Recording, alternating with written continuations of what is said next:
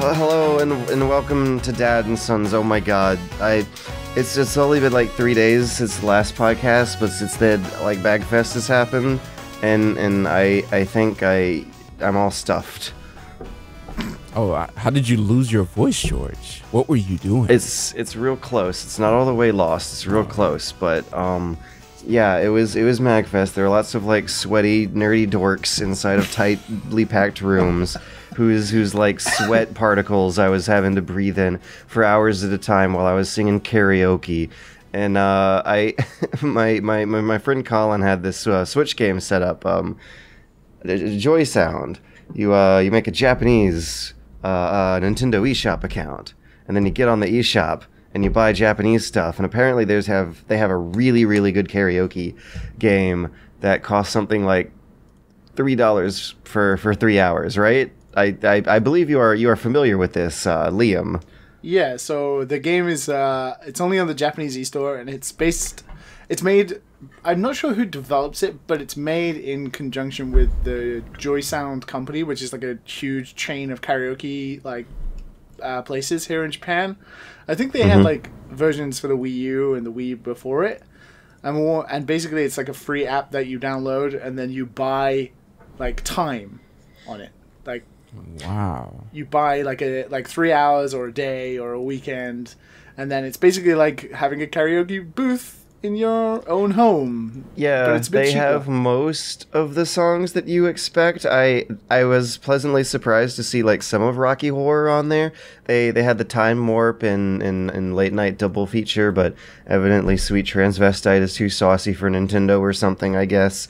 They definitely it was good, clean fun. They definitely have a lack compared to like their actual karaoke booths. Like a lot of songs that I know for definite are in the karaoke booths are not on the Nintendo Switch version. I don't know whether that's a licensing issue or it's like to get you to go to their karaoke booths to sing those songs. I'm not sure, but it's got a pretty sweet collection. Either of the above, or I'm wondering if there's like some Nintendo content policing going on. Like the saucier, edgier songs were asked to be withheld from the selection, maybe. I don't know, because I know for a fact that the Jay-Z and Kanye West song N-word in Paris, I'm not going to say it live on a podcast, was on there. So, you know, I don't know whether it is that. I think it's just licensing, or they purposely didn't want to put that many songs in. But it does have a very... I stand corrected. Yeah, it does have a very strange, unique twist on it, though, where all the videos in the background are Nintendo trailers. Yeah, which is like the best part. So weird. Somehow Bohemian Rhapsody like kind of sort of fits the trailer for Mario Odyssey they're using when Freddie Mercury is like screaming his lungs off about having to run away from an attempted murder. Mario is like bopping his way through the streets, just like letting no one slow him down. It's so weird. And I think like there's like four. There's the ARMS trailer, there's the Mario Odyssey one, there's the Breath of the Wild one, and the Xenoblade Chronicles 2 one. And like they just repeat got a Xenoblade 2 in there over and over. I like again. that better than the like royalty-free stuff that we got over in Japan. Oh yeah, or it's so like funny, the footage of like the couples touring small town America, because apparently that's what is like evocative of pop American music abroad. Yeah, so I always think about the girl with the picture, and every time she would put the picture frame in front of her, she would be in color, and I don't understand. It was just multiple shots of her just in black and white, and then puts the picture frame in front of her and she'll be in color. Oh my god, that reminds me. Weird. I Screenwave Party was lit this year. The karaoke room went nuts. They had they had some meme lord come in there and do like Smash Mouth All Star, and everyone in the room was just like bopping up and down, and you could like listen hard and hear some shitty internet memes in the midst of both the official karaoke room and the unofficial room party one we had set up later on. It was good time, but that is why I've lost my voice. I believe I might be affected by the so-called con crud. However, I'm going to try to make sure that I'm going to try to not shout too loud. I'm going to try not to get, like, too excited here on the Dad and Sons podcast, where we are all about muted, sustained reactions to fun stories of our pop culture consumption experiences over the past week. I guess we got started off on the foot about karaoke. What else was happening at MAGfest? Let's see. I can go through some bit about my favorite game I saw on the indie show floor. Ooh, Yeah, yes. do it. Yeah, so okay, there are two games I want to talk about. One is like hype as hell. I love this thing. It was called Fight Night, and the knight is spelled Knight, like a medieval shovel knight, except the guy fights. And it's a first-person grid-based dungeon crawler that kind of looks like Persona 1, or like Dungeons of not Dungeons of Dreadmore. There were old first-person PC RPGs that I believe Wizardry, some of the earlier Wizardry plays like this, where you would move one square per button press and just have like the engine draw an entirely new frame based on where you were of a grid map from the first person, so you could only move in 4 directions. And in Fight Night, you were restricted in your movement in the same way. However, there's a whole lot of really organic, natural-looking camera movements going on that definitely show that your character can exist within the finesse of the spaces between each grid line. There's this beautiful natural VR-esque head movement to your character's camera as you dodge and weave your way in between punches to punch the living daylights out of 2.5D Doom sprites floating around the environment of this unfiltered, pixelated texture, surreal dungeon hellscape. And the animations that have you punch in these sprites, dodging and weaving in between grid lines of a grid space, look really sharp. There's some really great splashes and like stop frame effects. The game feel is just like there. There's enemies that are just meant to be used as punching bags, while other enemies at their flanks charge up special attacks while you're distracted by just hammering away at the punching bag. There's perfect parry mechanics where you can press the block button at the last moment to like stun enemies, and it makes this like really satisfying anime slice whachink noise that is, it feels so good and it looks so good and it's funny. They really roll with the punch of violence being your like primary interact button in video games. You press the punch button to start, you like punch items out of your character's inventory, you punch characters in the world to have friendly conversations with them. That's your talk button. And once you're talking to them, you punch your dialogue choices out of the air at them. It's so cute. It's beautiful. So I actually got to play the game Tokyo Game Show last year. And it's being published by some pretty good friends of ours, George, in Team Dungan Entertainment. Nyan and those guys are publishing that game. Nice. So it's shaping up so well. Yeah. Again, full disclaimer, that totally took me by surprise, but apparently I know someone involved in publishing it. Yeah, so... But I assure you, on the MAGfest show floor, it was just word of mouth that had me checking it out, and it looks hype as fuck. And I got to play it. And it was so refreshingly weird and unique, and just punching the shit out of everything was so much fun. Like, as you said, like the parrying mechanic is so good. It feels so good. It's kind of like, it's like the way you duck and weave is kind of like, it's almost like you're on a bouncy castle. Like, it feels really bouncy, and you bounce it off when you deflect things. And it's all really weird 2.5D style that makes it like all with really only bouncy. 16 colors. Yeah, it's really cool. A lot of the shading is done with like this real-time dithering tech going on that looks really cool. If anyone's played the Den of the Obra Den, that's not quite the name. It's the follow-up from the Papers, Please guy, but it has a very distinct 3D style that kind of uses a dithering-esque cell shading effect to like calculate dithering that looks good on the fly in real time, and it looks really, really sharp and pretty. It has some shading going on in certain places. Yeah, I'd actually asked them what the dithering, baby.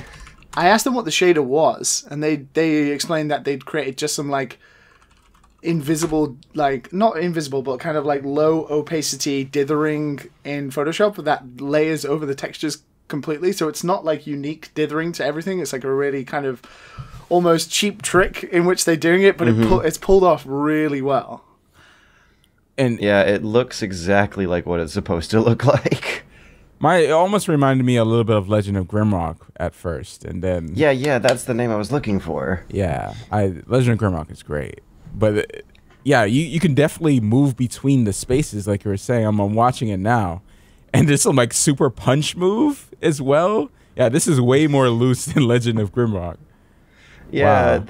their other primary inspiration, besides like old boring PC grid-based dungeon crawlers, is like the hype as fuck fast kinetic Japanese beat 'em ups like God Hand, where you like pick a special attack out of a roulette wheel and just mash the attack button and watch cool stuff happen, and that is what happens. Cool stuff does happen.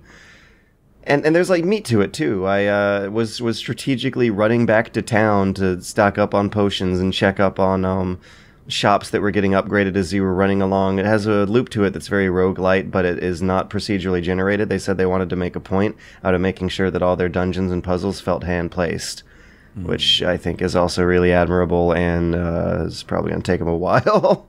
Did you sort of struggle with the controls to begin with? Because the controls are, I can't remember exactly, but they're not easy. If I remember, like the punching and the combat is quite easy to get to grips with, but in terms of like the actual movements, like you don't use a mouse at all.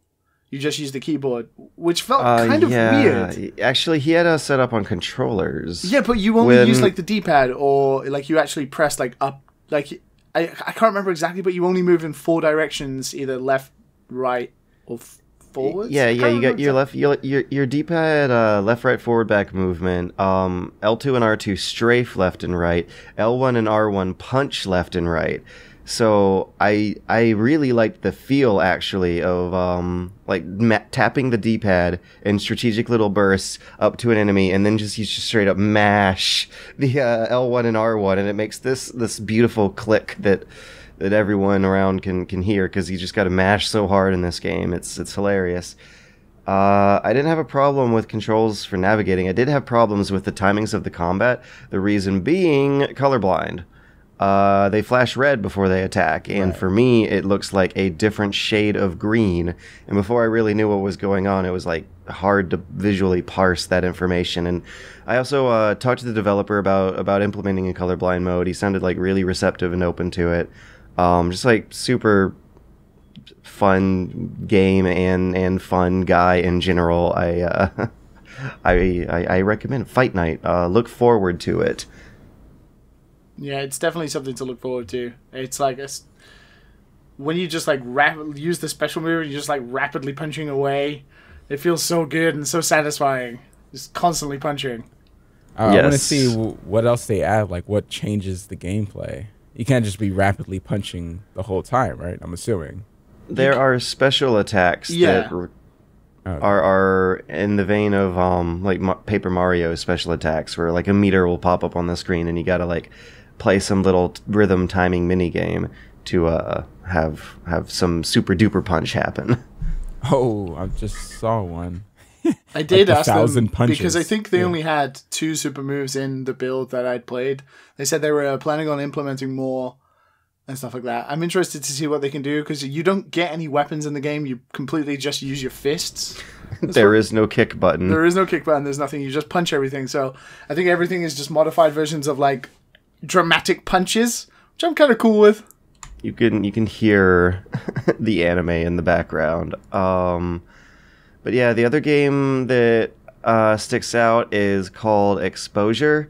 It's a top-down Agary.io clone, kind of, sort of. Although whoever made it probably would hate hearing it framed like that. You play as some kind of little circular amoeboid, floating around a top-down soup of other amoeboid creatures. One of which is trying to eat you. The other amoeboid creatures are either black or white, and you press a button to switch your own color between the two, like in Ikaruga. And the idea is that you hide inside of blobs that are the same color as your blob, so that you can hide from the blobs chasing after you. And it has a very, very weird layer of strategy to it for a very kind of like quick minigame time waster style game. There's actual like timing and depth and judgment required in terms of which blobs you decide to break into, because of a little bit of kind of fighting you got to do to break your amoeboid into the bigger blobs of hiding spaces. You account for vulnerabilities and travel times that make a very, very simple challenge into a compelling one that I could totally imagine would catch on in a big way on mobiles. Maybe, I don't know about like hardcore PC gaming spaces, but that also reminds me of another game I saw called Blind Blades, which is a local multiplayer fighting game, 4-player quick deathmatch. You see a lot of stuff like that on Steam. The theme here is that in Blind Blades, you're 4 super fast slashing samurais who are running around the level trying to kill each other. All are silhouetted against the background, like that fight scene in Kill Bill. The screen will be like totally white with like the black silhouette of these samurais running around. It's real pretty and stylish. Yeah. But everyone can press a button to change their color. So, or you can just hide into the scenery on the screen that matches your color. So you kind of like play it like a quick, super fast mind game, stealth game, beat 'em up. And it's really, really fun and interesting. There was a decent enough crowd around it for the show. Me and my friends played some of it. We had a blast. I'm just really, really hoping they decide to release on Switch where they don't have to compete with like Samurai Gun and Duck Game. Well, I mean, they will, but it'll at least be there for like a new wave of exposure rather than having to compete against more games that already have a tighter foothold in that space, because there's still things to do with that concept, and it's still some of the most, getting 4 players down on the couch to play some hype new indie games is still some of the most fun you can have these days, and there's still companies who are mining more fun out of that. So Blind Blades was good. Blind Blades was the other good one. I'm watching a video of it right now, and it looks difficult to keep track of your samurai. That's the idea, though. That's the gimmick. But how can you know where you are?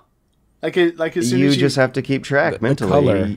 It's like you're blue, you're red, or yellow. Your eyes will be focused on your own little dude, and that's the twist, is that everyone's eyes are following their own character, so they might not spot you hiding and waiting for them in some spot on the screen you want to ambush them at. Oh, okay. Because the color, yeah, because like if you're playing like a white character with like blue highlights, it's weird because like the blue highlights sometimes mesh into the background, like so it goes completely white. Mm-hmm. I guess so that's you can hide. I guess that's on purpose. Yeah. That's that's the idea. Yeah, it was easy to find that game, but Exposure, when an indie developer names it the same as like other games, it's kind of hard to find, which kind of can hurt the game. But all I can see is a horror game for Exposure and a public flashing game. Yeah. Intense exposure. What I was playing does not seem to really fit the bill on both. Hang on, I think I picked up a card.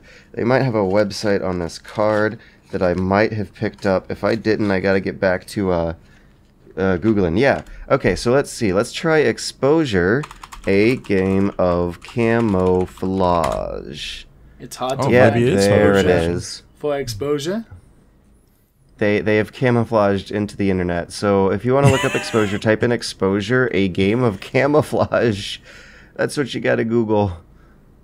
Oh, that might be too much work. Might be. If that's too much work, you can go to thesheepsmeow.com/game/exposure. There you go. Which, yeah, I don't know which is truly easier, typing in the Google terms that like specify that it's the game you're looking for and not the common noun, or the website domain that is not that is not named after the game you're looking for. But I guess there's some irony to that. Developers, make sure your name is easily Googleable when you make a game, I guess.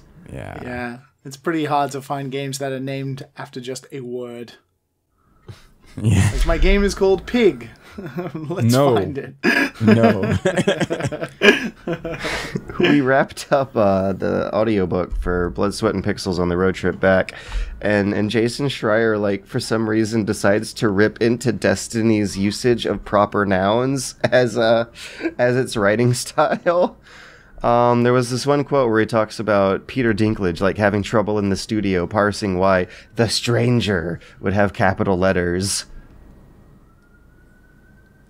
It's it's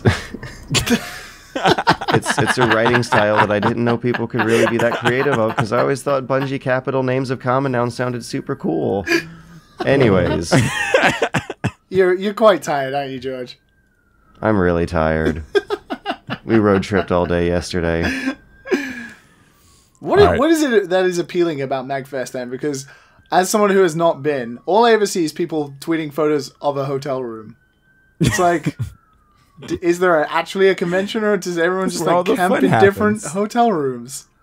It's very strange that the actual convention seems to be becoming less and less of a part of it every year. Like, it just, more and more every year, I just end up having like these really weird, strange social encounters with characters that are super memorable and lovable and appreciative. I don't know. I have a really, really close circle of super good friends that show up every year, and it's always nice meeting up with them.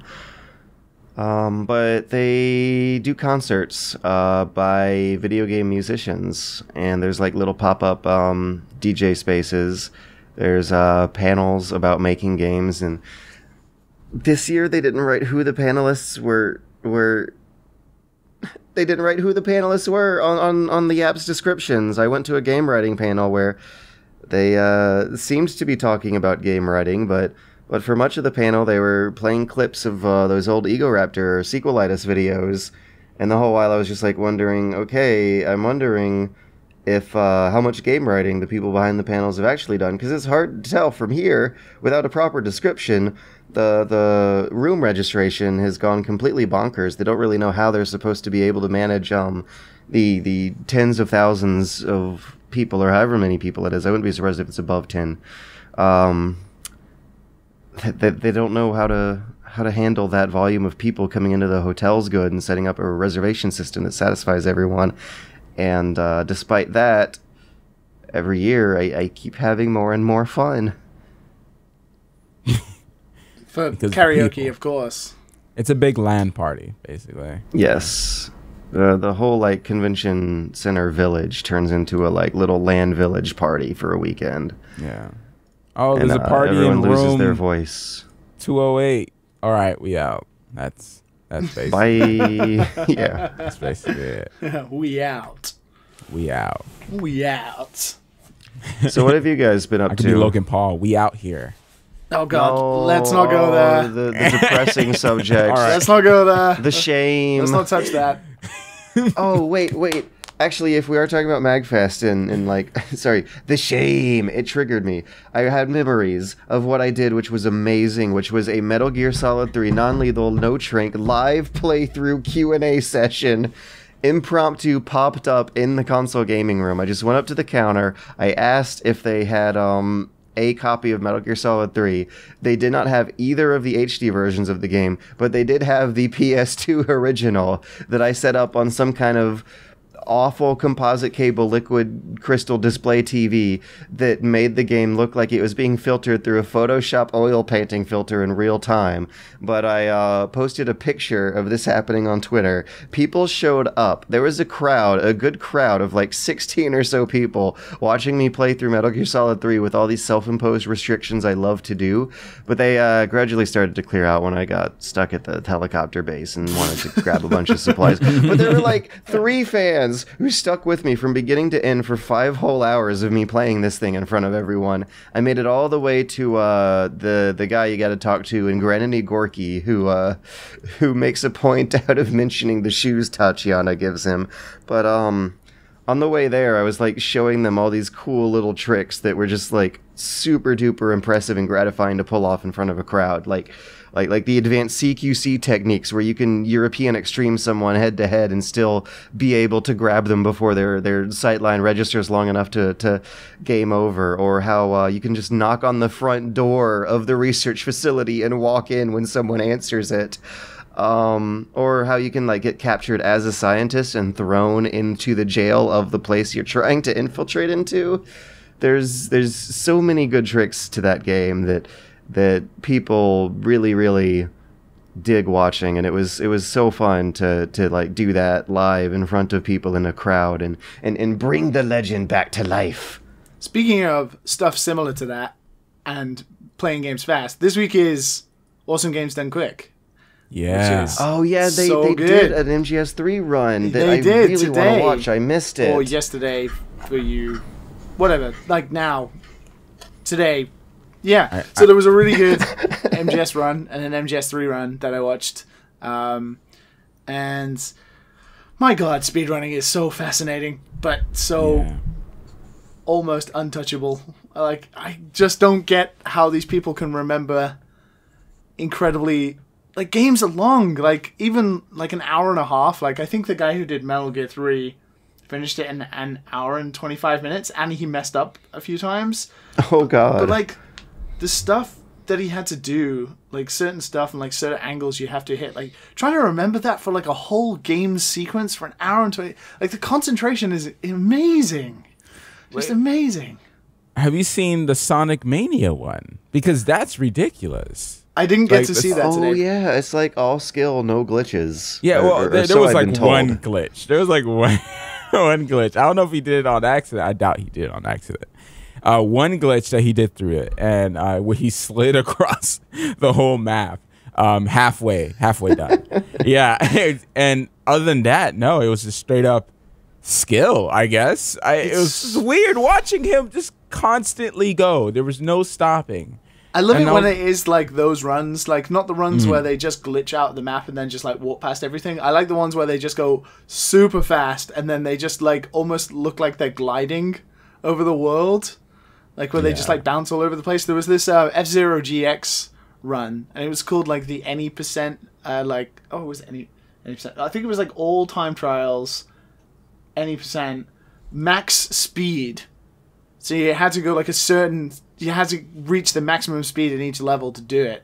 And what he would do is he would get to the max speed, so he would fly over, breaking the physics, fly over the jumps, bounce off the ground, take massive turns, and just like skip huge sections of the map by hitting the correct angles at like the highest speed in F-Zero. It was like a beautiful dance. It was amazing.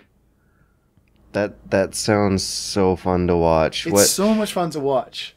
I need to what I watch love- Risk of Rain because I have this deep hatred for when I played that game. Yeah, have you ever guys played Risk of Rain? No? I haven't played it, but the speedrun I think was today, and I didn't get a chance to watch it. I see it here. Yeah, I'm going to watch that. You can like... Oh, sorry, go ahead. Yeah, No. Yeah, I could beat it in what? No, I was just gonna say that like you can tell from a speedrun really quickly sometimes how much how easy it can be to judge a game's depth or complexity by how different the speedrun style of gameplay looks compared to normal gameplay. I don't know. This is kind of sort of a conclusion I was trying to come to with my MGS4 video. Like when you watch a speedrun of MGS4, it's a lot of straight line sprinting. When you watch a speedrun of MGS3, it's a lot of carefully timed rolling and carefully timed box switching. Like, the box really is the ultimate stealth tool because of how it mitigates your sound for your speed. And you might have noticed that, Liam. Did they do that on the MGS3 run? Did they switch in and out of the box all the damn time? There's, like, parts where he would, like, sneak up to things and he would jump out of the box to, like, knock guards over. Because he couldn't kill anyone. He was doing it on European Extreme as well. It was, like, any percent European Extreme. And he had to do certain things where he would like run in the box and he would dive out at perfect angles to like push guards out of the line of sight from other guards and stuff. It's madness. Just madness. You have like a few frames where you can hit them with a roll or even just walk into them with a shove and it still won't game over you. He was saying that you could like shoot barrels that explode and kill guards, and it counts as an accidental death, so it doesn't fail the game as well. Works. Yeah, and poison animals don't count either. When I was doing my run, I would always keep 3 poisonous snakes on me, because if the snake kills them, that doesn't count as you killing them. It was so much fun to watch. Like, this is the week where I don't play any games. I just watch other people play madness. It's beautiful. Confuse your parents even more. I can't understand you guys watching people play video games. Especially when they break them. Yeah. What is he doing on the screen? But, George, I wanted to ask you, what do you think about Risk of Rain? Like, you got quiet. So is it... Yeah, because I've always had a really hard time getting into roguelites. I got in trouble for, like, judging Enter the Gungeon weirdly for not knowing roguelites that well. And I have... It's been one of those roguelites that I did try and get into, and it just didn't happen to me. It didn't happen. That upsets me because it's very highly rated, very highly respected, and is supposed to be one of the finer examples of the genre. When it seems like whatever appeal I can bubble up out of this genre is whatever I was really enjoying out of the first few hours of Enter the Gungeon, which is apparently not as highly regarded as the flag bearers of this sort of thing, whereas Risk of Rain is. Yeah, it's cute, it's lovable, it's satisfying in some ways, but man, that freaking rain, whatever. I want to watch someone do it properly and school me on this. I think I was listening to, like, they were talking about the future runs that were coming up, and they were saying that they were going to do Risk of Rain on, like, monsoon difficulty or something. Yeah. I don't know what that means, but it sounded cool. Does that just mean it rains more? Like, literally, is that what it is? I wonder. I don't know. Monsoon difficulty. As awesome. a side note, Metal Gear Rising boss music makes for excellent road trip music. That's all. I wonder if we'll go in a whole episode without mentioning Metal Gear one day. I highly doubt that. Oh, because if we end up doing news this week, I actually have thoughts about Metal Gear Solid Survive, but we may or may not get into that. God, that's out this month as well, isn't it? Wow. Yeah. Can you feel the hype? Wow. No. Wow. Wasn't there a new trailer yesterday, though? I didn't watch it. Yeah, I just watched it. Oh. Yeah, I guess... Would it be breaking the rules too much if we just squeezed it in here since it's fresh on our minds? Metal Gear Survive? I mean, is there much to say about it other than... I played a little bit of it last year, and it was pretty dull. It's just... I mean, did it feel as good as MGS5? Because it looks like the animations are the exact freaking same. It's completely just the MGS5 Fox engine. It feels exactly the same, which I don't think is very good for multiplayer games. The multiplayer wasn't great, but I always imagine it was like more of a design of how they do the scoring of the modes, and also how the third-person camera kind of devalues stealth when there's other people who have a third-person camera as well. Everyone can just spy each other over corners. Have you seen a single player? I did. That's okay. what I was watching earlier today, and it looked basically like MGS5, but with more potential, infiltrations of microtransactions being available. There's a base building minigame. They show a whole lot of crafting going on. There's a lot of moments in the single player trailer where there are meters being depleted slowly, and I don't consider that a good sign, considering the company that we're working with here. The whole concept that they're pitching sounds like the laziest of asset flip sequels, and what is very strange is seeing the Fox engine get utilized for... It's such a good engine! It's so strange! It has a distinct style and look to it. Like, the camera system that they made for MGS5 has this handheld-esque motion that's so weird to see when you can tell that it's not...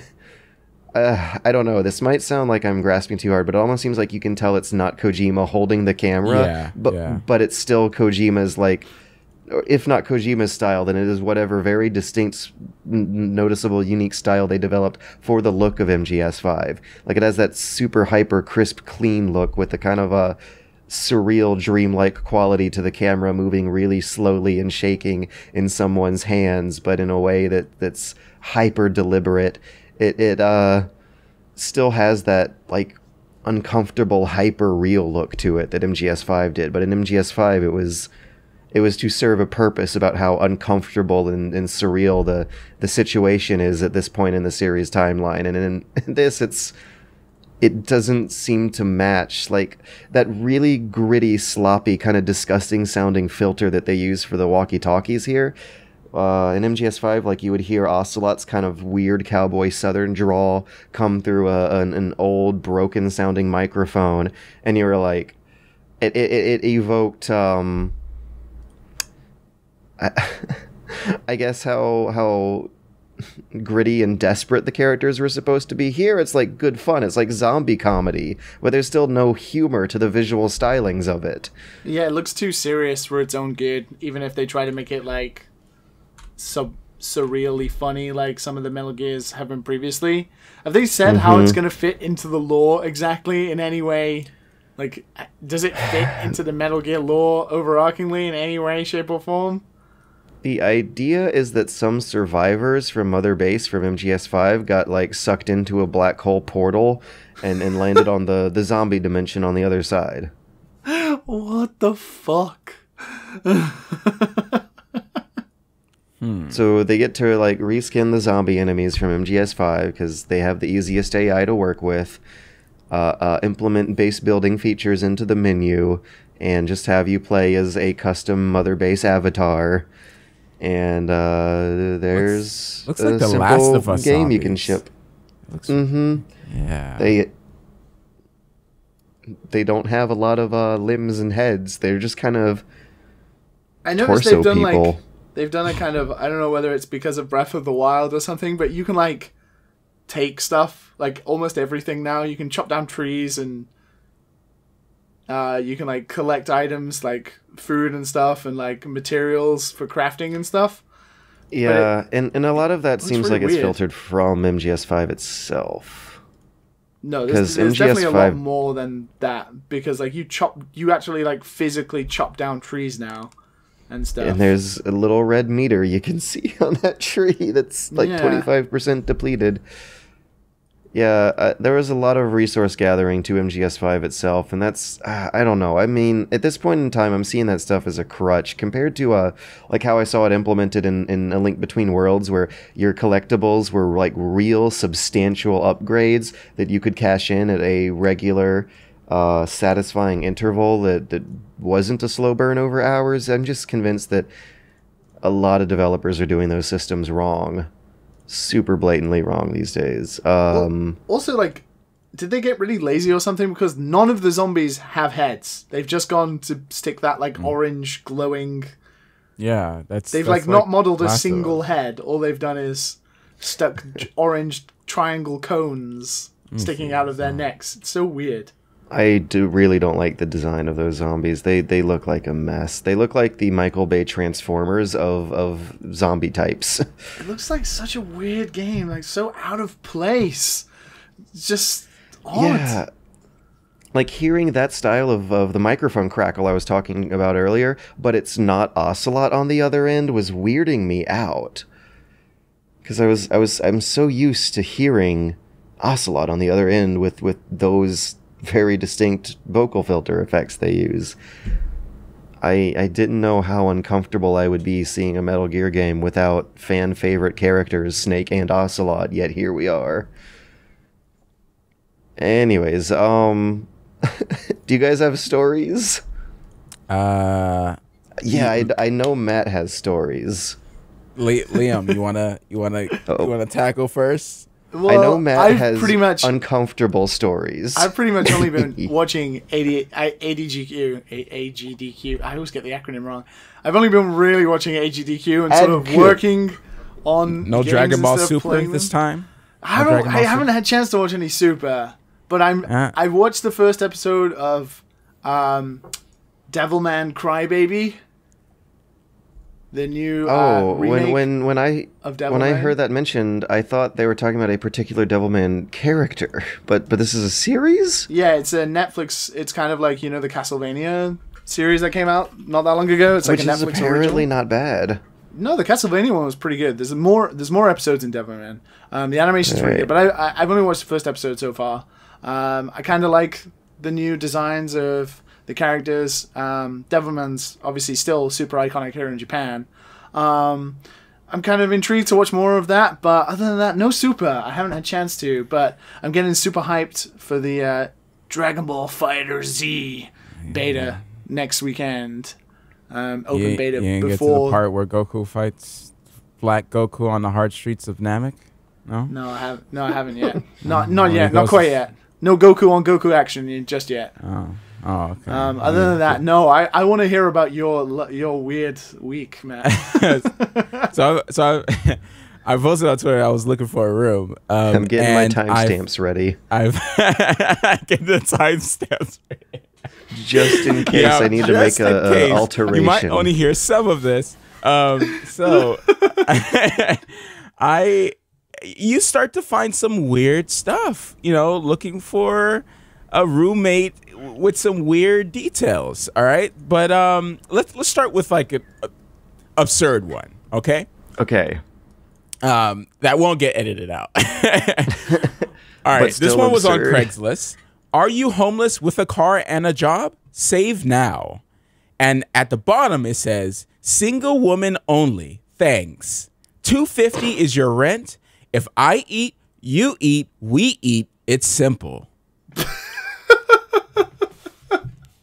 I feel like that's a euphemism that was worded wrong, so it doesn't sound like a euphemism anymore. And there's no periods, no commas, would take that. Nothing. It's just a sentence. I made a sentence. There's it was up to you to complete the sentence for them. Yeah, so that's one of them there. It just makes it. I wonder. It's been removed now, by the way. So I guess he found someone. I wonder why. Do you think that's the reason it's been removed? I don't know. Maybe what a happy ending. I don't know if it's gonna be happy. Well, wait. I think now I don't know if I want to dwell too much on that kind of happy ending.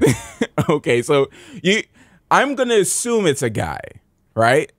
Because single women only. I eat, you eat, we eat. It's that part. It's simple. Yeah, it could be parsed in several different ways. Yeah. So there you go. And there's a lot of lonely men on Craigslist. You don't say. Yeah, a lot of lonely men, at least in the Georgia area, because there's a couple stuff like they're looking for housewives. Like live-in lady friend is like one of them here. Must be beautiful, reliable, honest, loyal, mature-minded, with skills in the kitchen, good with kids, and ready for LTR. What does LTR mean? I think it's live to rage. I think it's called. This is what is hang on. For? I have never Urban Dictionary. Last tweet live to rage. Live to what? Rage. The party lifestyle. Yeah. Like a rager. Oh, I get it. Oh. Wait, on Craigslist though, it's an acronym for long-term relationship. Which sounded like what you were describing. Someone basically wanted a full-time stay-at-home wife that they just found on Craigslist. I wonder if that's worked out for anybody. I was going to say, I wonder if there's a documentary of someone following through with one of them to see where it goes and just how weird the other person ends up actually being. Now, he has a picture of himself as well. He has pictures of his house. Yeah, and it says, "Oh no! If you can be loyal, we can live together." We can live better. Sorry. Quiet neighborhood, all new appliances, washer and dryer on site. No pic, no reply. These guys always know how to end how to end these posts. Oh, it's like a really weird, creepy sex thing, and then all of a sudden a normal apartment ad, and then all of a sudden a weird, creepy sex thing again. Yeah. Like, must be ready for LTR, comma, must be able to handle kids, period. 2 bedrooms, 2 bath, 2,000 square feet, new appliances, period. No pic, no reply. It's like what a roller coaster of expectations. I'm going up and down based on like how weird I'm expecting this thing to be. It's where's the consistency? Just the world there's these people live in where it's just like must be beautiful, must be like. I was like, okay, you just this is how it is. You just Beggars send an ad and be some choosers, girl's just gonna be like, yeah, sure, why not? Ooh. So you're on the weird part of Craigslist. Yeah. People looking for sugar daddies. Get on there. I'm pretty sure we lost. And this is just in your area, right? Already. What? This is like just in your area, right? It's around Atlanta. It's around Atlanta. Yeah. This will be like. So if that's just Atlanta, there will be like hundreds of thousands of similar ones all across America. There's just all these desperate men looking for LTRs. I wonder if any are successul with any such post. I'm pretty sure. I mean, I don't want to say that.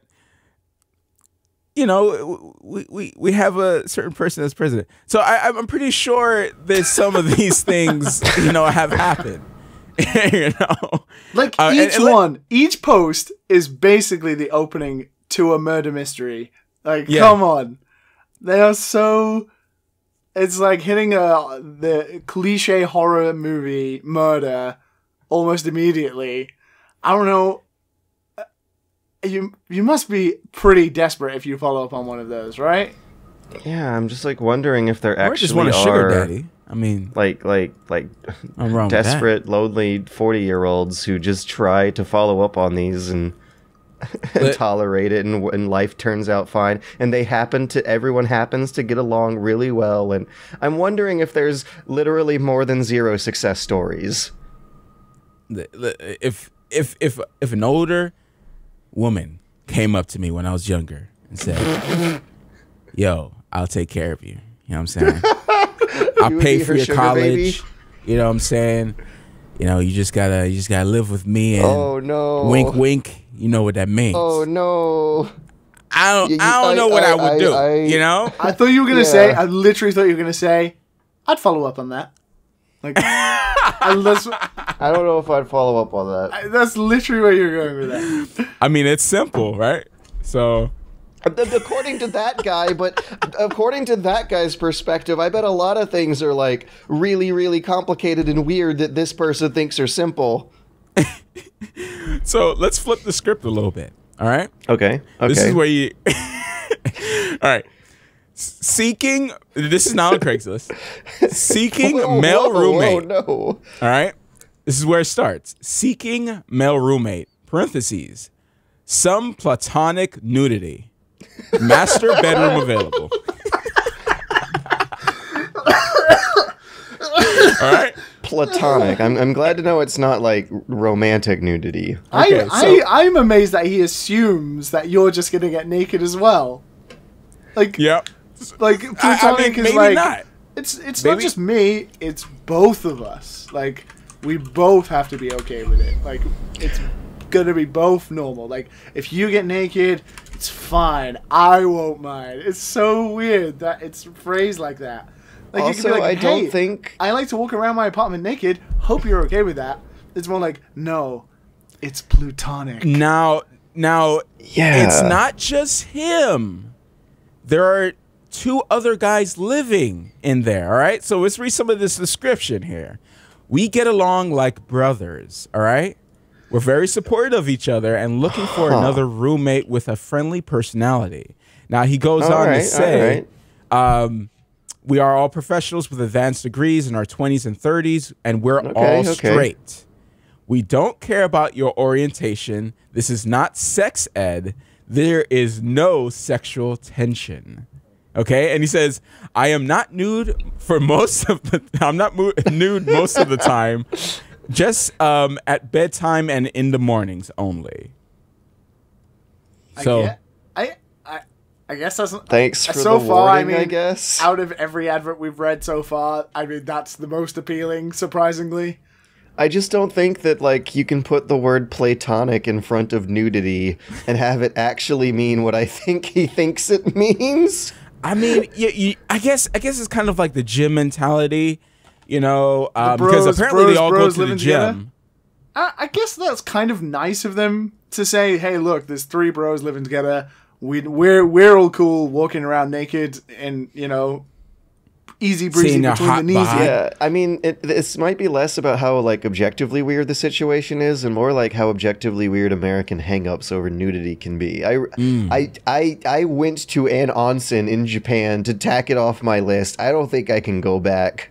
I'm like, I was like really just shrivelly and nervous and anxious when I was there. Like, if you just so happen to like pull the genetic lottery that lands you getting born in America, you're probably gonna have a harder time adjusting to that than other nationalities. That's really weird. It's weird. This is in a nice neighborhood. It's $350 a month. Ooh. Yo. Like master bedroom. Are you gonna do it? Are you gonna listen. fly? Like, platonic. It's not sexual. You know, it's platonic, right? Like, there's no Right. sexual Platonic. tension.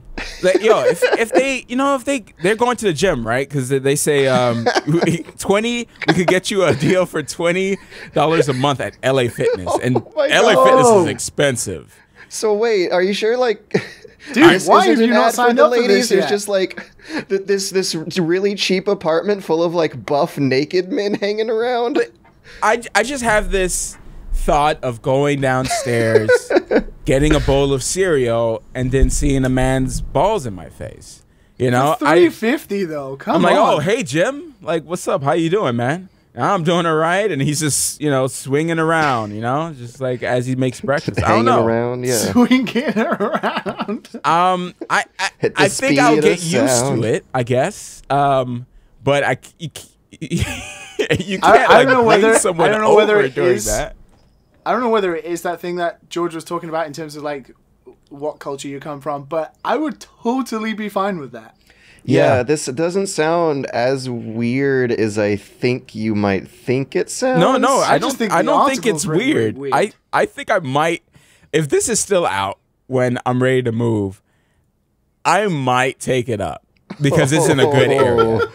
Oh, you're gonna have some stories to tell then if you do. Undercover Because- investigations. Yeah, like, yo, if a couple of guys who are swole, like, yeah, take me under your arms. Like, what are you doing? I want some of that. I want to look It like can help that. you become a buff boy. Yeah, I Yeah, can become a buff boy. I want to be a buff boy. They'll give you a full body sculpting course. Yes. I Sculpt my think- body like that. I think you should sacrifice yourself for just this podcast and take up the offer. I think you should do what makes you feel comfortable for you. Is it naked Yeah, boys? I'm pretty sure they're all shaven and everything. Guys like that, they get everything all shaved, and they can Like teach a me how to submarine. shave under there. You know what I'm saying? Like we could all just be bros, man. Do they all mention right. playing games naked together? Do Oh they? my No, God, they have, like, no, that's naked- not in there. But do I'm they pretty have sure it's naked gonna be a LAN new parties and thing stuff? now.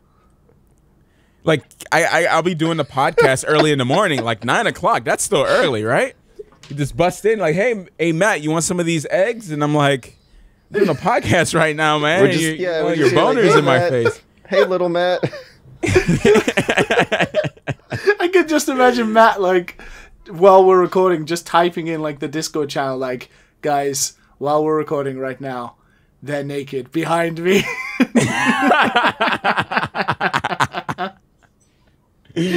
Oh man. All right. Well, Whoa. well, let's so, see if any of you guys heard any of that. But Yeah, we got some more podcasts to do, but on the way there, I think now might be a good time to like go Refresh? I don't know. Yeah, return some videotapes or something.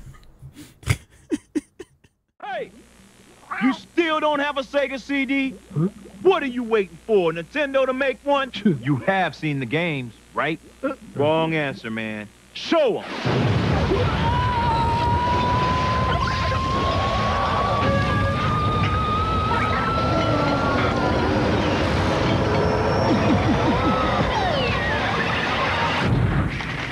Want to see more?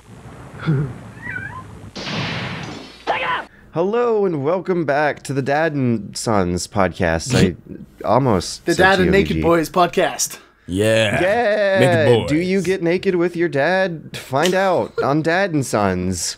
They've made video games about this topic.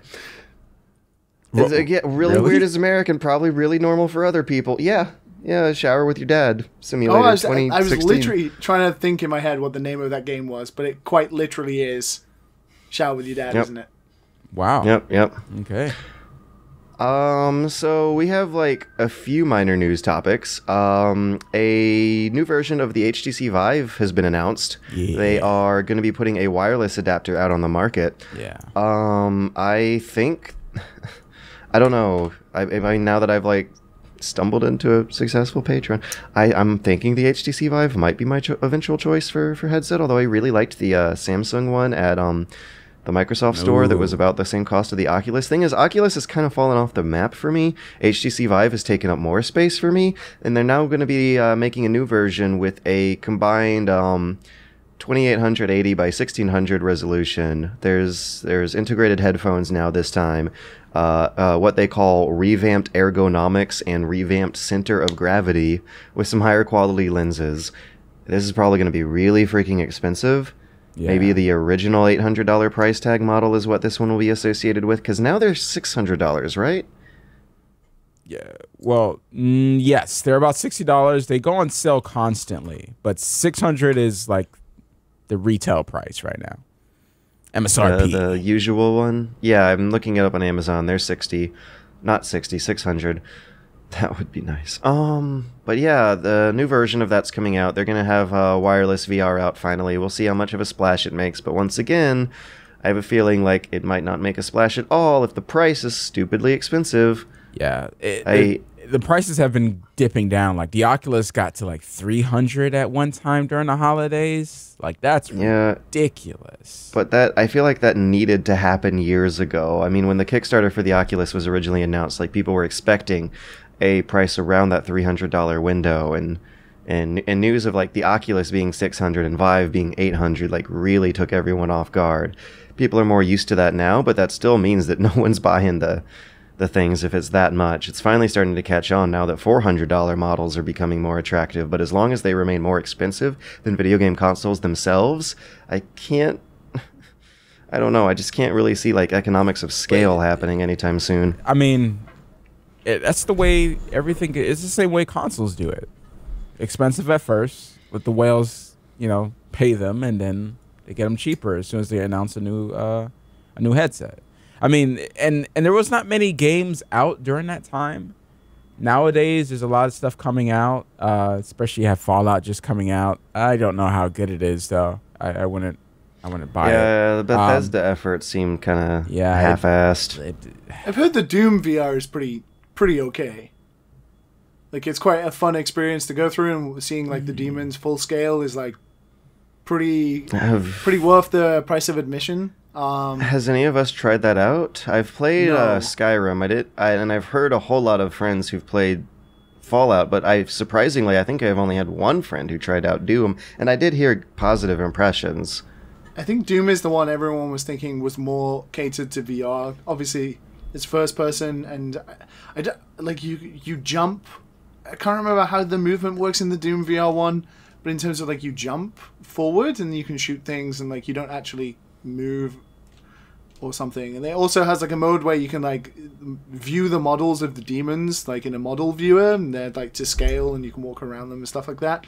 It's a bit more built for VR than the other two, I think. And it's surprising that Doom is the one that got the best reviews for switching over to VR, because that's the really fast one, and that's usually what you don't want to do in VR, is have a super duper fast character. That I think that's what's associated with motion sickness more than anything else, is having that camera movement be so fast. You didn't like the Skyrim one, no? Yeah, the Skyrim one had you teleport, and it felt really weird because Skyrim is like associated with long scenic walks, and it was like impossible to feel immersed when I was blinking in and out of existence every few steps. They had the Gamescom demo set up with unlimited health and mana, so you just kind of held down the flamethrower button while enemies walked into your waggle sword. It was embarrassing. Just for people who haven't tried VR, and I mean, we've talked about this TOVG podcast at length. There's some people like George where he can just press forward and he'll be fine. He won't get sick. He doesn't need the turning thing. He doesn't need anything. People like me, I need the teleport, and I need the turning, the 45-degree turning. Now, there's a certain percentage of people that get really used to it, and I'm one of those people. So now I can just do whatever the hell I want in VR and be okay. I won't get sick.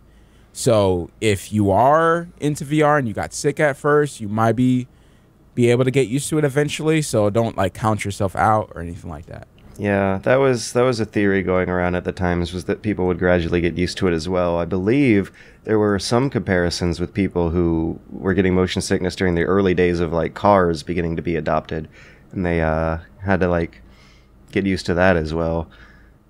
It's fascinating how leaps in technology can sometimes correlate with like psychological leaps in physiology. Yeah,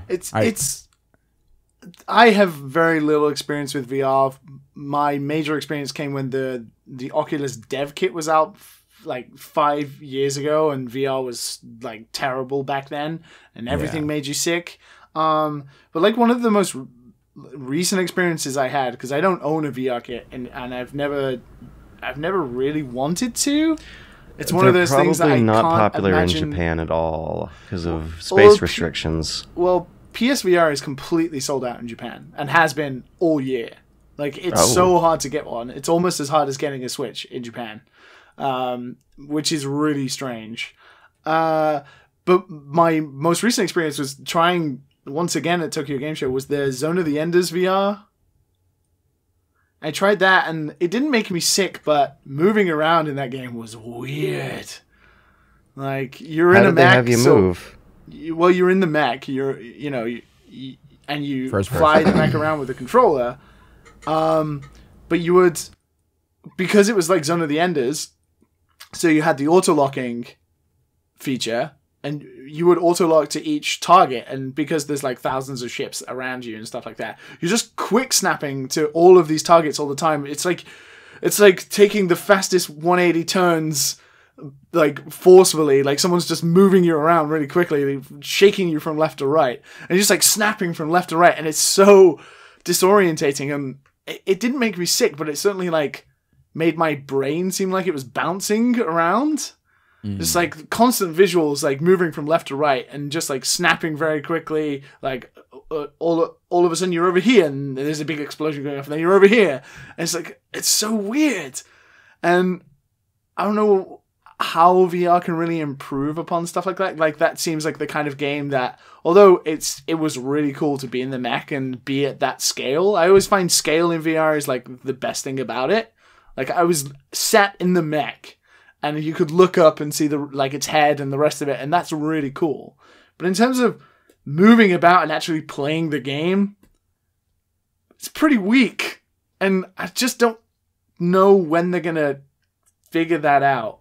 A lot of people think that some genres, like fighting games, would never really work right in VR, but I would really just like to be in the stage while seeing full-scale life-size models of Street Fighter characters go at it on a stage in front of me. Like, that sounds like it could become really, really cool out of the sheer virtue of scale. Yeah. Like, scale is what, like, the first ever experience I had was a Oculus Dev Kit 2, make sort of I think it was a mod for Half-Life 2, and you could look at Half-Life 2 in VR.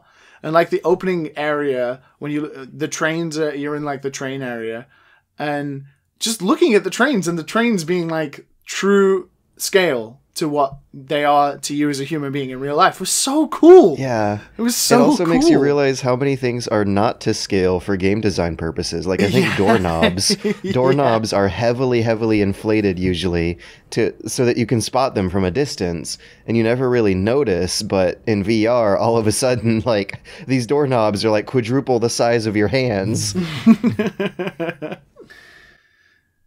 Yeah, I don't know. I guess I'm not the type of person that would play games in VR for very long to make the commitment. I feel like the experience is a spectacular one, but in terms of there hasn't quite been, like, we're slowly getting there, I guess, with major releases like Fallout and Skyrim and Doom getting VR versions. RE7. I guess that's a system seller, I thought. It's the Wild Wild West right now. You gotta give it some nurture time. 10 years from now, we'll be living in a different world. And you need to play some good games, like Super Hot. All right, you need to play some actual good games. When you play that and you say, VR is garbage, then I would be like, all right, you don't like it. But if you haven't played Super Hot or games like that, then I'm going to be like, you need to have that home experience first. Come over to my house, meet my naked roommates, and then we play some VR, all right? In my some room. naked VR chat. Yeah, so. Like, what I want it to get to, and what appeals to me the most, apart from obviously the sort of astounding moments of sense of scale, like sitting in a mech and the mech being the size of a skyscraper and it looking all cool, is I like the cinema mode you can have in VR where it almost simulates playing on a giant cinema screen. Like playing a game on a giant cinema screen seems really cool, but because of the low resolution of VR headsets at the moment, it doesn't quite get there yet.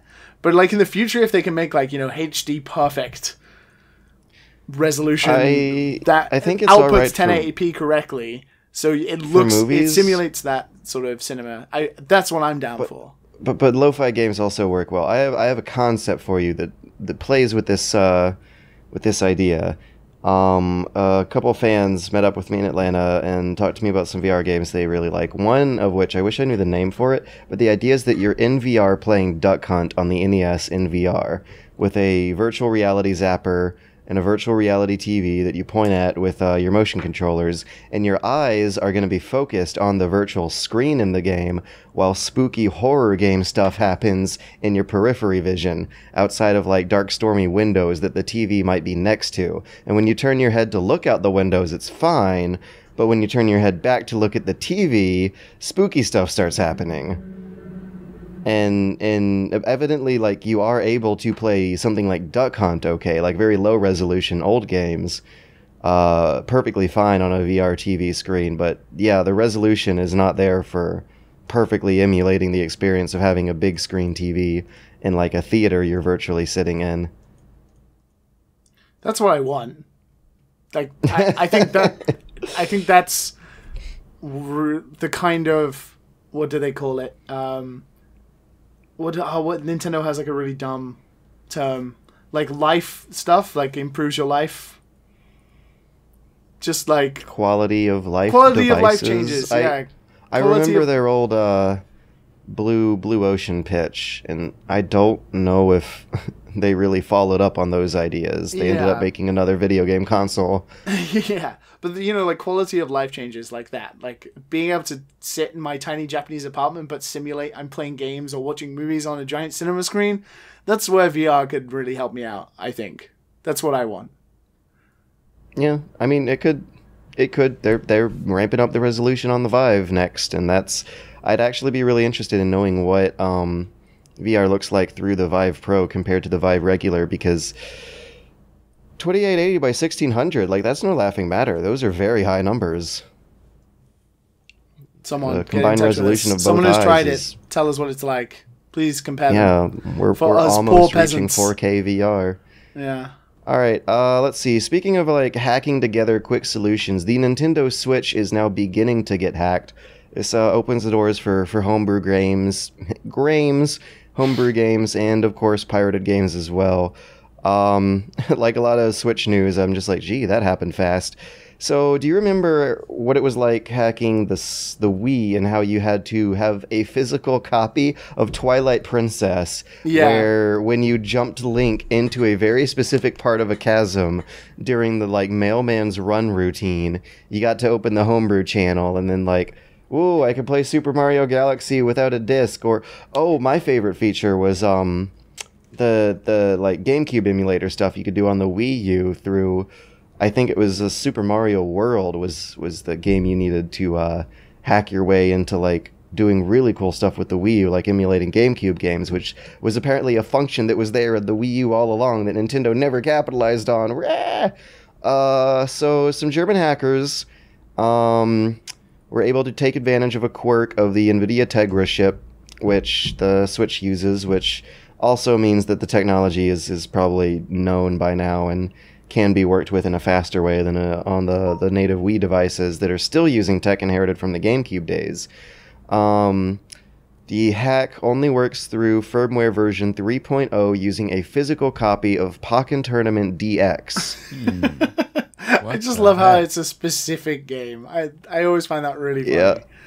It's like I think it's really cute in a way. I don't know. Something about the idea of like me as a kid with no money, like plopping in a specific game and getting to a specific part. Something about the idea of like a kid jumping through stupid video game hoops to like stupidly play some stupid video games in a stupid way sounds stupidly adorable to me. Anyways, I don't want to sound like I'm advocating for piracy. I want to sound like I'm advocating for the development of homebrew skills that people can learn and pass on to their careers in the future from maybe times in their lives where they're more strapped for cash. Anyways, do you guys have any comments on that before we move to the last one, before we do the trivia? Well, so when I was in university, being very cash-strapped as I and my housemates were, I'm a bit too precious with my own hardware that I wouldn't attempt such a thing. Like with my Wii, I wouldn't have done it. But my housemate, he would hack his Wii with the homebrew channel, and it then instantly became like our console of choice for almost the whole duration of university, because we couldn't actually afford many games. So he hacked his Wii, and I think we had like basically at one point we had the whole Wii catalog on this tiny hacked Wii. And it would be funny because a game would come out like Super Mario Galaxy 2, for example, or something. And it'd be like, hey, Torren, how long until we're playing Super Mario Galaxy 2? And he'd be like, I'll get back to you soon. And it would be like a couple of weeks would go by, and then someone would have made the like pirated version, and he would copy it onto a disc, and then, you know, he'd play it, I'd play it. But, you know, only because he did it. With some hesitant admittance. Yes. Yeah. Only because you didn't have money, right? You're in college. Well, I just happened to live in the same house, and he was doing it, so, you know, it's like drugs, right there. you know, Right. once Might one as of you. well their play idea. it, right? Oh, Yeah, you know, like when one's doing it, you're all doing it. I'm sure you bought the ones you liked. I did buy Xenoblade Chronicles, but that's because I thought my God. I thought that was You going have to be this rare. deep love for this So- game. Yeah. But do you remember when it didn't get released in America and only got released in Europe for like a long time? Yeah, don't try to hide like- it, man. Every podcast is Xenoblade is coming out your mouth, man. I'm just My saying. God, we've spoken enough about Metal Gear, for goodness sakes. It's only fair. I give you permission to sabotage the Metal Gear cast, of course. Your number one Surprisingly source enough- for Metal Gear gushing. Surprisingly enough, I do enjoy Metal Gear quite a bit more than Xenoblade Chronicles, but I bought it because it was the game. I was working in a game store at the time, so I could get it cheap anyway. God damn, I sound like such a cheapskate on this podcast. And two, because it wasn't released in America yet.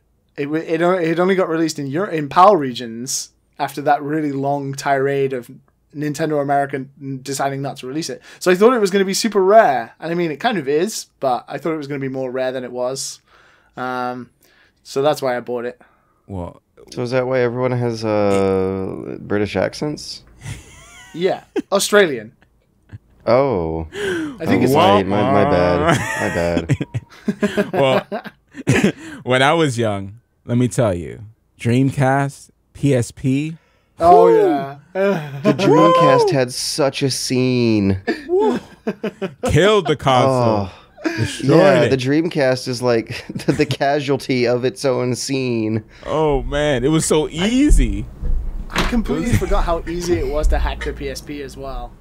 That was it was so easy. Basically, all you had to do was stick in a memory card. You didn't even have to really do anything. You just stuck in.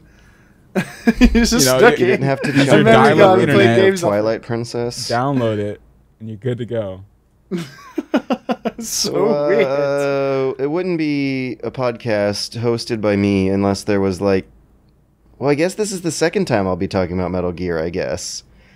Kojima's doing some tweets that are getting everyone all riled. It says, I plan to announce something in 2018 that'll surprise everyone even more. It's a fan-translated quote from a Japanese publication called Genkiki. Have you heard of that one, Liam? Say that again? I missed that. Genkiki. I don't know if I'm pronouncing it correctly. Genkiki. I don't know what that is. Oh, Genkiki? Yeah, no, it's not Genkiki, it's Dengeki. My Oh, apologies. Dengeki. Okay, yeah. Dengeki. Dengeki. It's like a PlayStation inspired magazine. It's like a Japanese video game magazine. There was a big Hideo Kojima story in it recently. He says that Sony Interactive told him that they've never seen people working on a fast pace like this. He thinks that the Death Stranding development cycle is going on very well without a hitch. I plan to announce something in 2018 that'll surprise everyone even more. Whether or not that is related to Death Stranding or a different IP is unknown, but I don't know. I think it's a good opportunity to talk about how I'm actually like mildly hyped about Death Stranding this time. I feel like this is kind of the sort of situation where like Kojima's gonna have to get reined in by necessity because he's with like other highly accomplished individuals of their respective fields. He may not be the voice of God this time. Okay. Let's be honest though, if you were like the PlayStation team who is sort of backing Kojima, you'd be kind of shitting yourself a little bit. You'd be like, it's been 3 years. He's shown like no gameplay, just really obnoxious trailers that are entertaining and pretty hype, but do nothing to further any sort of about what the game is, or how you're going to play it, or how you're going to consume it, or whatever it is Kojima's going to do to us. He's going to like plant microchips in our heads to play Death Stranding or something. But for him to now be like, hey, I'm going to announce something else instead of just, doing what everyone wants me to do, which is more Death Stranding stuff. You'd be like, oh, why are we giving this guy so much money? This sounds like Mighty Number 9, man. What's just calm down. How? But the guy, the studio, as inconsistent as like the Metal Gear games have been in terms of like writing quality, gameplay is pretty consistently improved with every new one. Which is why many ways I think Kojima gets too much credit as a writer and not enough credit as a game designer. The current popular like fan theory is that the multiplayer survival mechanics going on here involve these dudes keeping the babies in test tubes around because there's some kind of pseudoscience magic that makes the babies grow up real fast to replace people who die. What? That I think that's the prevailing fan theory right now. There's pictures in which Kojima poses with the book, a post-apocalyptic book by Project Ito, in which in the post-apocalyptic dystopia of the future space, human life is extremely precious and has to be latched onto. There's probably some inspiration behind there. I'm gonna read it. I'm gonna check it out, but I don't know. We're still like a year off. Though. It's in a container of water. Like, how's it breathing? It's a Bacta tank. It's just got an umbilical or something. I don't know. It could have. Oh, okay. It's video games. What am I saying? It's video games. Yeah, this is the thing. Can come up with anything they want. It's fiction. This is why letting Kojima just do what he wants is kind of almost a bad idea, because he likes playing the long game of messing with everyone. You know, we saw it even with like Metal Gear Solid 5 for so long. We know how that turned out in terms of like, it took ages, it got delayed a lot, it got split into 2 games, and all of that kind of stuff. And now he's like not under the whim of a company that will force him to do stuff if they, you know, he's taking too long. Now he's completely in charge. And it's like 3 years and we're still speculating what on earth is it hasn't been 3 years. Because it's January 9th, 2018. Wow. Doesn't mean it's been 3 years since his departure in 2015. I mean... Like we're like 9 days into year 3. I mean, let's be honest, though. It's coming up to 3 years, and he's shown, what, 3 trailers? Careful, Liam. You're riding on. So good waters. games usually take like a good 4 years to make. He's had like big polished E3 trailers for every year milestone. It could be worse. I don't think we're allowed to be that apprehensive until like year 4 is halfway through. I like what he's doing with the game itself, like what it looks like, and, you know, getting people like Mads Mikkelsen and Norman Reedus involved. Like, that is like really cool. But Kojima's like a showman. He's like the greatest tease. And you know he definitely gets off on it. You know he definitely what that Craigslist does. ad looks like. Yeah, Definitely does. But okay, yeah, no, Death Stranding was revealed in 2016, not 2015, wasn't it? No, I think it was the Game Awards of 2015, wasn't it? It wasn't last year's Game Awards, it was the Game Awards before that, right? I mean, I'm Or was like it Googling E3? Death Stranding reveal 2015, because I know that he disbanded and formed the new SIE studio in 2015, and I don't know how long the maybe it was papers the for Death E3 of Stranding were sitting around. 2016. So it would be coming up to 2 years since it was announced then. But he left Konami in 2015, so which is not that bad yet. It's been 2 years. Like I was saying, good games usually take about a good 4 years. I'm so pretty sure we play the baby in Death Stranding. I mean, you could be right. I mean, anything could be right. I'm pretty sure the whole game we play the baby, and that's the twist. Oh, I thought I was gonna play Norman Reedus. Nope. You just like hold up to crawl your way down Norman Reedus's mouth. Yes. It's like the microwave hallway, but more moist. Yeah, and then he's making goggling noises. And he's gonna talk about, oh man, that was like the best acting I've ever done in, you know, my whole career. It's just 10 out of 10 with Hideo from Kojima. IGN. I'm just like gonna be really surprised, and not surprised at all at the same time, if Death Stranding turns out fine, if the story makes sense, if this is like the Police Not Snatcher MGS 1-3 side of Kojima we end up seeing, and it's like elegant and clean and coherent, but then you get to the end of the game, and all of a sudden you unlock your like verbal diarrhea exposition dump cassette tapes that go on for 20 minutes about whatever magic you don't need to know to have the story make sense. Because he's gonna get like reined in, I think, by people like Del Toro and Mads Mikkelsen, like people who have something at stake here. Kojima's not the biggest fish in this room. Kojima's in charge. PlayStation are giving him money. There's no way people like Del Toro and Mads Mikkelsen who are playing parts in the game, like they're just they're like his little playthings. Oh, they're playing parts. I think so. Whether Del Toro was like a co-creative on the PT Silent Hills thing, I don't think he's anything other than just an actor in this one. Oh. Yeah, hopefully, like they're friends. Like, oh, what do you think about this? And then Del Toro's just freaking and rakes Kojima actually has the self-awareness and self-restraint to act on feedback. I mean, sometimes. Like in my video, I mean, I was positing that he like at least has enough humility to change a really extreme ending of Metal Gear Solid 4 with a really extreme sad ending into a happy-go-lucky everyone lives happily ever after ending after the staff complained.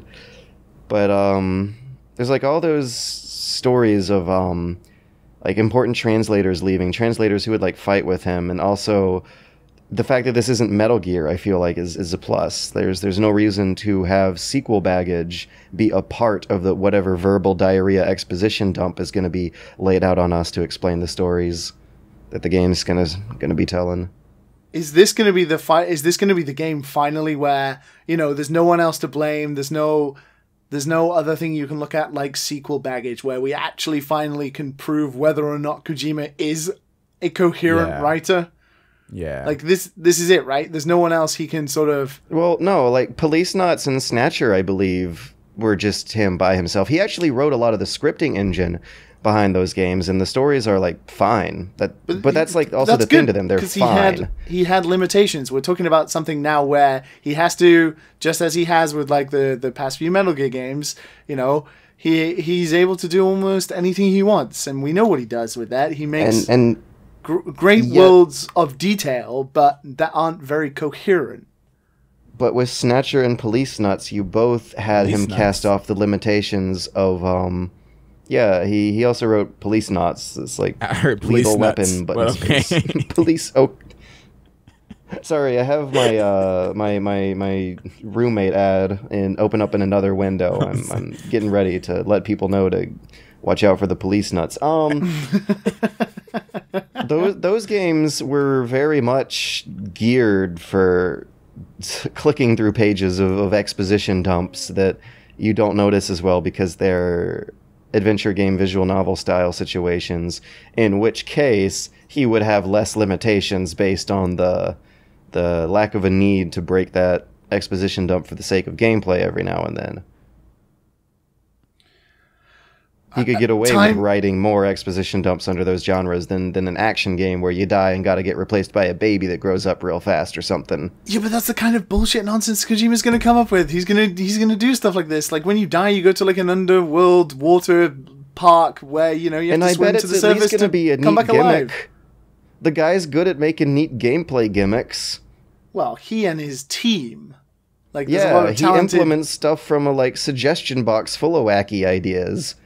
It's gonna. This is what I mean about Death Stranding in terms of like Death Stranding looks interesting enough as it already is. I like what's been shown so far, but in terms of like playing the game and going through a story and it having these sort of weird new gameplay mechanics about them, I think it will finally sort of prove whether or not Kojima is either the god some people revere him as, or like a lot of people sort of, you know, shit talk his writing and stuff like that. I think it's I'm thinking it's going to be fine. I'm thinking it's actually going to be a lot more like technical and hardcore of an action game than people are expecting, because that's also been Kojima's. That's also been a reliable facet of Kojima games. Most of them, like even Zone of the Enders and Boktai, have like perfectly fine gameplay.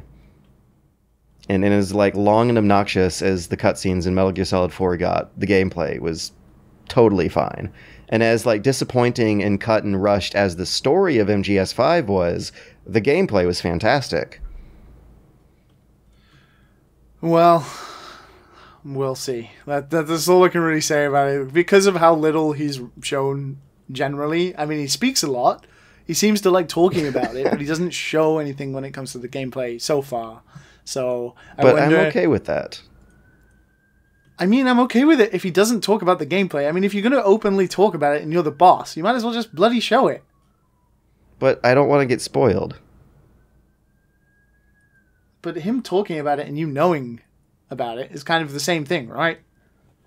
Like when you die, you go into water. Okay, so how does that work? Well, and then he goes on like a hyperbolic rant about, you know, the strands are other players and you going to the surface and all this kind of thing. It's like, just show it. Show us. You know? Well, maybe it's not done yet. It probably isn't. This is what I think. This is why we haven't got anything yet. Let them take their time. We're really boiling the water here down to like the very last drop. So yeah, let's move on to the next thing. The Dad Feud music is like revving up. It's careening us into the tumultuous waters of another opportunity Liam has to think that we're big dummies. So let's Let's get started here. Okay, so People come for the banter, and they stay for the hope of a train wreck. they do. And we're about to experience one. But first of all, I'd like to thank everyone who has sent in quite a numerous amount of suggestions for games and characters and topics for the trivia. Hell. It's this week. Oh, shit. But I do want to say, if you are going to send a suggestion, don't put the answer in either the first paragraph or especially in the header or even the question, because the email we use is Gmail, so it's easily viewable. So if you've got a suggestion for some trivia, please just fucking Don't put the answer in the subject line. Yeah, don't put the answer in the subject, or double space paragraphs down so they can't be viewed in the preview sentence. You know, I there were a haven't lot of seen any in the suggestions. preview or the subject lines, but then again, I haven't checked in a few days. Have those been coming in? Yeah, we've had quite a dear. numerous amount. So if you are wanting to send suggestions, maybe post a lovely picture first and then put text underneath it, and then it won't get spoiled. Otherwise, they're kind of unusable if George or Matt browses the email. So we're gonna play Guess That Game or something. Yeah. So today is a game. So we have a game. Not a character. Not a character. We have a game this time. And for anyone who's listening for the first time who doesn't know, we have a nice little trivia game here where George and Matt have to listen to 5 clues, of which I have pertaining to either game or character or studio or anything sort of game related. And they have to guess what it is. And also you can play along right now too by guessing within the guesses that I'm going to give. So, Matt and George, are you ready? Yes, I yes. Oh, excellent. Very sprightly this time. I'm strapped in. Yeah. Yeah, no Ready fear to go. of dread this time. That's good. Yeah. Okay. No, it's there. I'm just suppressing it. So, I was thinking, I was trying to be a little outside the box with this one without being too obscure. The key here is not to be too obscure, but to be obvious and then for it to be an easy answer, because that's always the most fun. So let's hope we've got it this time. So if everyone's ready, the first clue, number 1, is that this game was released originally for PC, PlayStation 4, and PSVR. So it's brand new. In October of 2016. Whoa. Oh, I think I know what it is. Is it Resident Evil 7? No. Damn it. That was released last for year. PC. Oh, yeah, it was, wasn't it? Whoops. Yeah. So, It's so fresh on my mind. Matt, you have a guess. George, you've wasted your guess. I have wasted my guess. I feel like there's a couple indie games. Oh, yeah. Yeah. I don't remember if... Shall we move on to clue number 2? Thumper? 20... Thumper? Oh. It's Thumper! Oh, shoot! What? What? It was narrow. The PSVR. There's not a lot. Yeah, there wasn't a lot. So I just thought about Thumper because I remember Jimmy talking about it way back. And I was like, oh, yeah. That was a damn good guess. Holy cow. So clue number 2 would have been it was one of the first indie game titles to be released on the Switch, actually. It was very quickly ported over to the Switch. And clue number 3, it's uniquely titled as a rhythm violence game. And that would have been past the point of the pale. And the final clue is players play as a space beetle along a singular track as players must press notes in time with the music. So Matt, good job. Holy hell. Golf clap. Oh, we could do the pretentious. I'm pleasantly pleased. I'm pretentiously pleasantly pleased. I don't know. I've not been keeping scores, but I think Matt, you're in the lead so far. No. Wait. No. We only had 2. This is the second one, isn't it? Wait, what? No. Yeah, I think so. This is like podcast number 5, and they found me. This is like podcast number 5, and The trivia police we have would arrived. Split it up by half. So let's see. Number 1 was true. Wait. There was a Dark Yeah, this Souls might be the third one. that I remember. Third time. No, we've had 3. We had episode 1, episode 3, episode 5. That's 3. Yeah. Have I won any? Yeah, you won the Dark Souls one, the Demon Souls one. So I'm not completely hopeless. Yeah. There might be at least like one person listening who might Wait, have who got Noctis? less than 0% shame in me. What's that? Who got Noctis? That was So it was. That was my first point. So Yeah, so George Matt- George has Yeah, 2. so Matt, you are in the lead. No. Yeah, because you George just got another one. Wait, I didn't get Noctis. George did. Oh. Yeah, I didn't. No. I didn't play that game at all. The new Final Fantasy. Yeah, I did. I'm still waiting. I guess, avoid everything when I'm going to play a game. So I guess like Matt, the big the comeback is on. The big challenge of guessing PSVR games was like differentiating between which ones were from 2015 and which were 2016. Because like I was totally thinking it would be RE7 because I did not play that until 2016, even though it totally came out in 2015, didn't it? What did? Or wait, No, did it? Resident Evil came 7. out last year. Oh, it did come out February last year. of last Wait, year. I thought. Oh, but it was 2017. earlier last year. Oh, I'm so confused because that was a spring release. Yeah. Oh, I was thinking about VR a lot. That's the reason why I didn't think about RE7. Interesting. But RE7 is what I played for PC. Yeah, I still have not played that because I want to save it for VR. Oh man, I really hope if they port that over in VR, hopefully. Anyways, the PC version, they have some kind of baby. exclusivity deal. The comeback is on. Well done, Matt. Yeah, so if you have any suggestions for the trivia game that are a little more difficult than the one today. Wow. What are you trying to say? I'm happy for you, Matt. Yeah, golf clap. Oh my God. So if you do have any suggestions, please send them to dadandsonspodcast@gmail.com and put a picture before and then put the message underneath so, the guys don't see it. It's always a fun, good, and also embarrassing time. But that's what people come for, right? They come to hear banter and commentary and personalities and stay for the hope of a train wreck. I hope we have fallen apart beautifully for you all this week. It was pleasant as always. I would say between you being sick and us arguing about Kojima, I think we've definitely done that. Yeah. Mm-hmm. I have to Matt make won. all of my cases with like... That means the apocalypse, right? Wow. Yeah, wow. We were just laying it on thick today, huh? We just... I won't right, blame you all if I roommates. lose my voice. I'll try my best to drink some tea and hopefully get it back by the time I have to make my year-end review video on Friday. I'm going to be really trying to binge through some stuff hard. Check out a lot of short novelty indie games by the end of the week.